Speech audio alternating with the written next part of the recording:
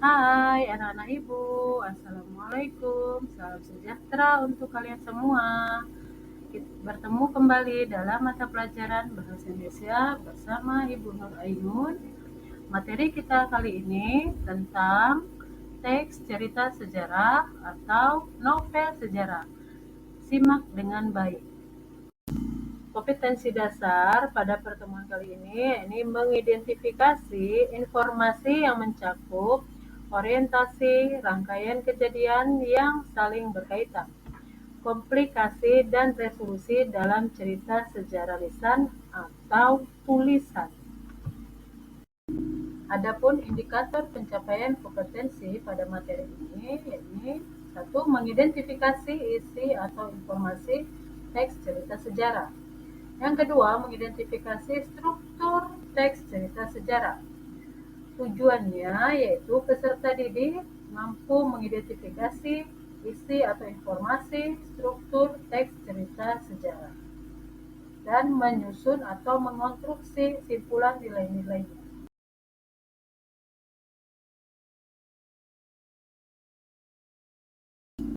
Baiklah, kita masuk ke bagian inti tentang teks cerita sejarah. Sebelumnya, kita harus mengetahui apa itu teks cerita sejarah. Teks cerita sejarah adalah teks yang menjelaskan dan menceritakan tentang fakta dan kejadian masa lalu yang menjadi latar belakang terjadinya sesuatu yang mempunyai nilai sejarah. Berikutnya, ciri-ciri teks cerita sejarah. Yang pertama, disajikan secara kronologis atau urutan peristiwa atau urutan kejadian. Yang kedua, bentuk teks cerita ulang atau rekod. Yang ketiga, struktur teksnya orientasi, urutan peristiwa, dan reorientasi. Yang keempat, sering menggunakan konjungsi temporer. Yang kelima, isi berupa fakta. Selanjutnya kita masuk ke bagian struktur teks cerita sejarah yang terbagi menjadi 3. Yang pertama, orientasi, yang kedua, urutan kejadian, dan yang terakhir, reorientasi. Berikut penjelasan tentang struktur teks cerita sejarah. Yang pertama, orientasi. Pada bagian ini berisi tentang pengenalan atau pembukaan dari teks cerita sejarah. Biasanya berisi mengenai penjelasan singkat dari suatu peristiwa yang diceritakan. Struktur yang kedua, urutan kejadian. Bagian ini merupakan bagian pokok dari teks cerita sejarah yang biasanya dituliskan secara rinci dan mendetail, sehingga para pembaca akan lebih memahami hal apa sebenarnya yang terjadi pada masa lalu. Struktur yang terakhir yaitu reorientasi. Biasanya pada bagian ini berisi mengenai komentar pribadi dari si penulis mengenai kejadian yang ditulisnya. Namun, ada juga beberapa teks cerita sejarah yang tidak menambahkan bagian penutup ini. Itu sah-sah saja karena bagian ini hanya sebagai opsi atau pilihan. Selanjutnya, kita juga harus mengetahui fungsi teks cerita sejarah. Di sini ada 4 fungsi, yaitu yang pertama fungsi rekreatif, yang kedua fungsi inspiratif, yang ketiga fungsi instruktif, yang keempat fungsi edukatif. Itulah fungsi-fungsi dari teks cerita sejarah. Selanjutnya, perhatikan contoh berikut.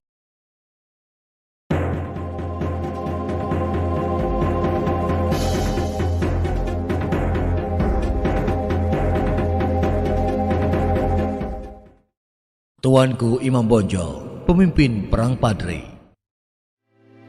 Tuanku Imam Bonjol adalah salah satu tokoh penting dalam Perang Padri. Ia dilahirkan di Bonjol pada 1 Januari 1772 dengan nama asli Muhammad Syahab, lahir dari pasangan Bayanuddin Syahab dan Hamatun. Bonjol sekarang terletak di Kabupaten Pasaman di Provinsi Sumatera Barat.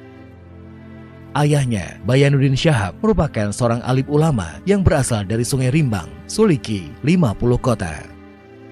dalam rentang tahun 1800 sampai 1802, Imam Bonjol pergi ke Aceh untuk menimba ilmu. Beliau lulus dan mendapatkan gelar Malin Basa, yaitu sebuah gelar untuk seorang tokoh yang dianggap besar atau mulia.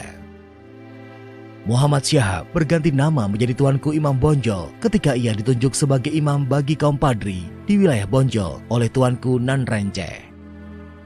Sejak saat itu, dia lebih dikenal sebagai Tuanku Imam Bonjol, seorang ulama yang tidak hanya dikenal sebagai penyebar agama Islam, namun juga sebagai pemimpin Perang Padri.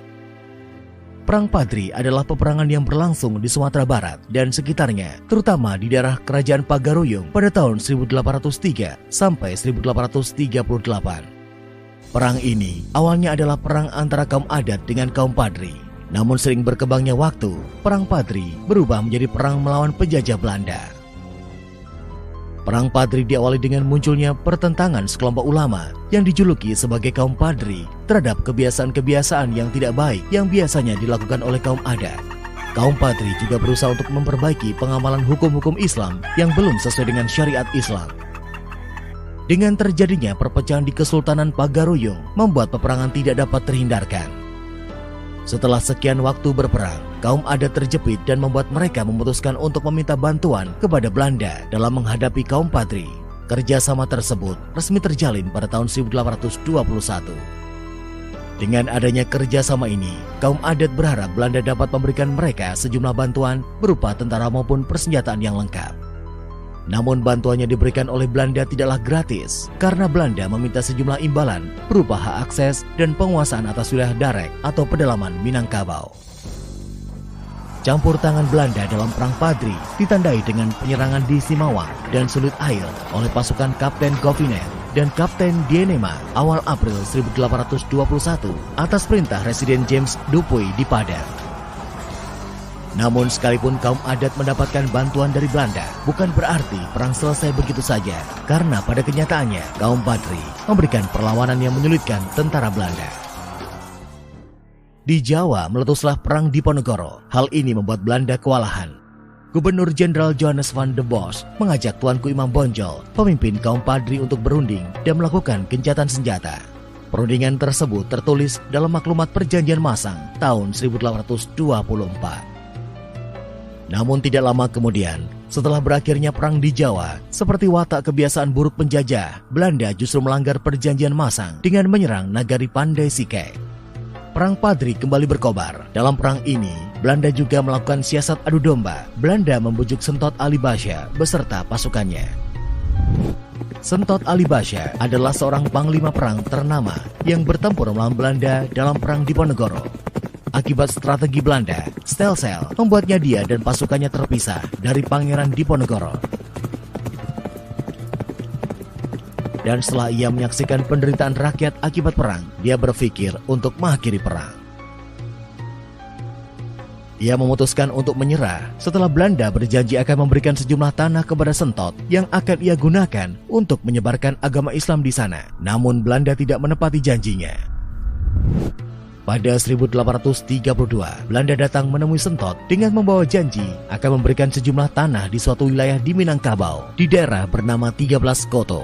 Tanah tersebut akan Belanda berikan asalkan Sentot mau membantu Belanda dalam Perang Padri. Sentot yang membutuhkan tanah tersebut untuk menyebarkan agama Islam, ditambah dengan fitnah yang Belanda sebarkan terkait kaum Padri yang berisikan orang-orang yang sesat dan berniat merusak agama Islam, akhirnya ikut bergabung bersama Belanda berperang melawan kaum Padri.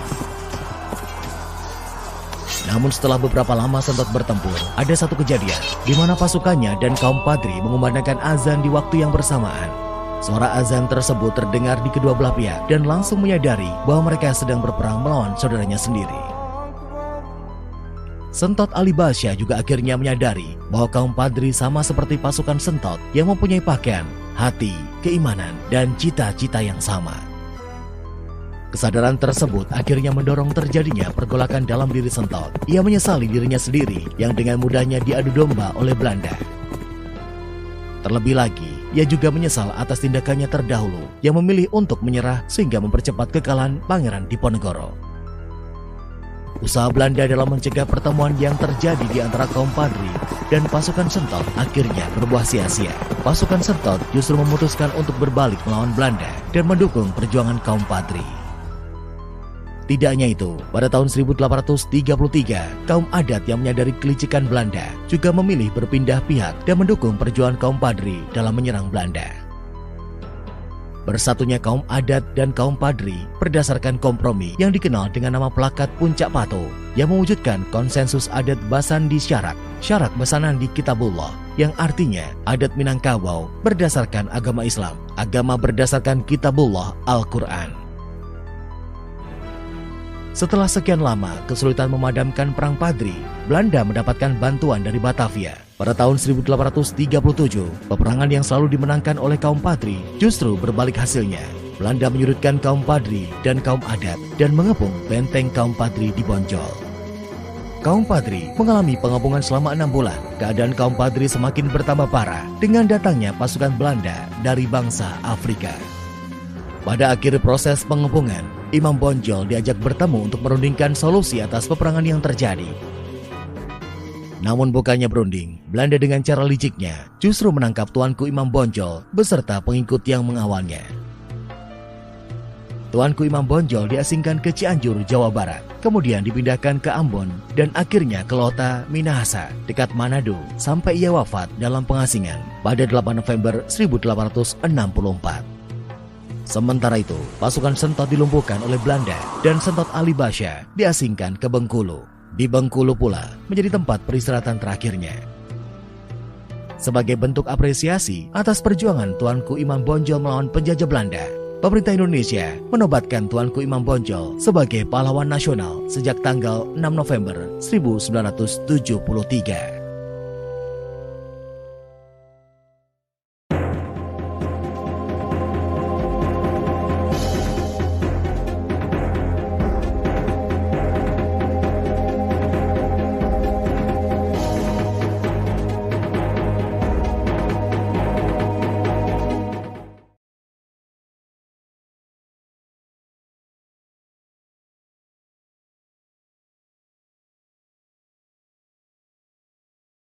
Demikianlah penjelasan dari materi teks cerita sejarah. Selamat belajar.